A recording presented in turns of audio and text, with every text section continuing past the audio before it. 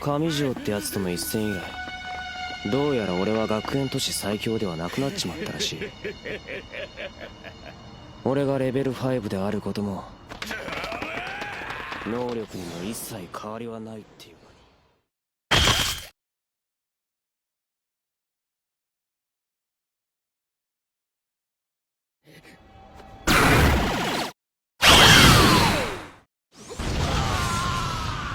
一体俺の何が変わったって言うんだ。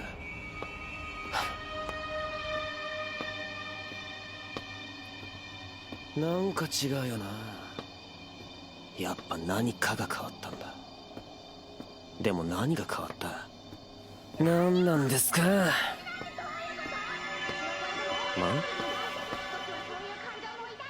無駄な音は反射。